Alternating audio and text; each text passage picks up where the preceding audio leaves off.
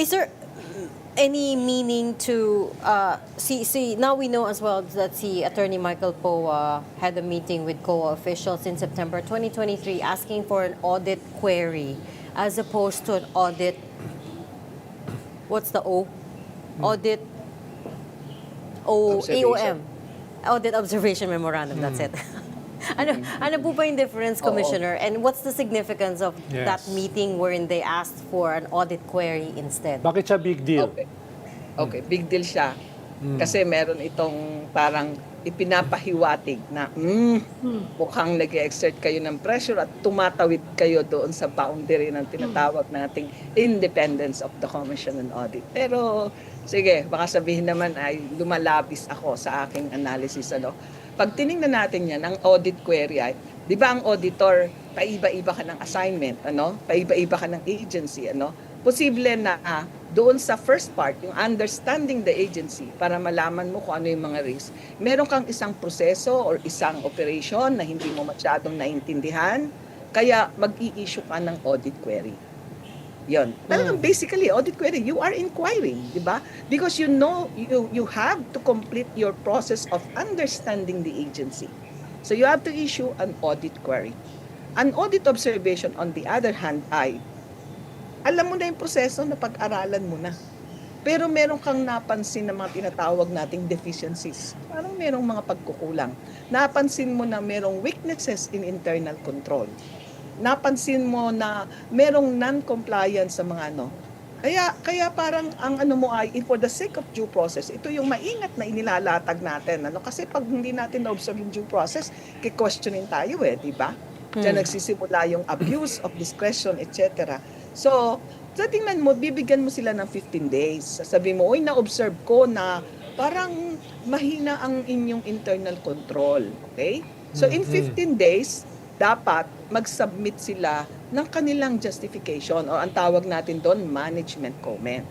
Kapag naipaliwanag ng husto ng management, wala nang na lang, hindi na siya isasama sa annual audit report, Pero ito yung sa regular transaction, Pero just in case na hindi sufisyente at meron pa ring mga kulang na dokumento na posibleng ma-submit pa, temporary pa, pwedeng notice of suspension.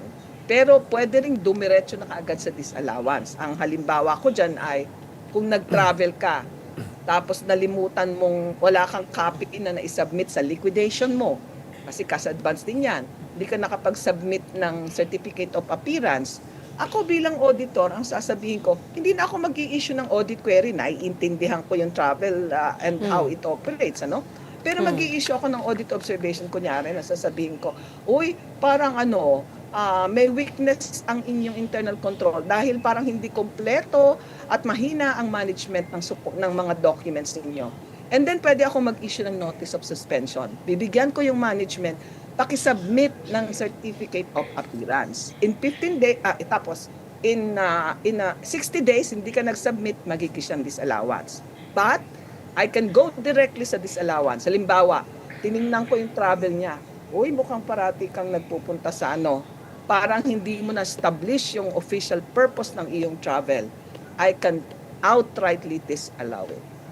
Kasi nakita ko yung nature na hindi siya tumutugon doon sa tinatawag nating validity of the disbursement. Remember po yung 4 na itinry ko pong ipaliwanag kanina. Commissioner, anong kaibahan dun sa audit query, dun sa pressure sa auditor? Anong kaibahan dun sa audit query at yung binabanggit ni Ombudsman Boying Remulla sa kanyang critique sa isang co-equal branch of government sa Sandigan Bayan na trinabaho? Trinabaho. Ano? And Trinabaho. Ito parang padaplis lang. Pahatid na parang, huwag ka naman ang mag-issue ng AOM, i-audit query mo na lang. Kasi sa audit query, wala ka pang pinupuntos doon na may mali Parang ipinapasa mo yung pressure sa auditor. Yeah. Diba? Sinasabi mong, auditor, hindi mo naman naiintindihan Mag-audit query ka na lang muna. So ang tawag ko dito, padaplis. But is it common for agencies to ask for that? Na mag-audit query na lang? Ako, nag-audit ako ng 22 years. Yung 27 kasi 5 years of those ay commissioner ako, pero nag-audit ako ng halos 22 years or something. Never akong naka-encounter ng mga agencies or auditees na nagsabi sa akin, mag-audit query ka na lang. Hindi sila nag-attempt. Hindi ka pinadaplisan. Commissioner, Hindi ako pinadaplisan, nakapal ata yung mukha ko.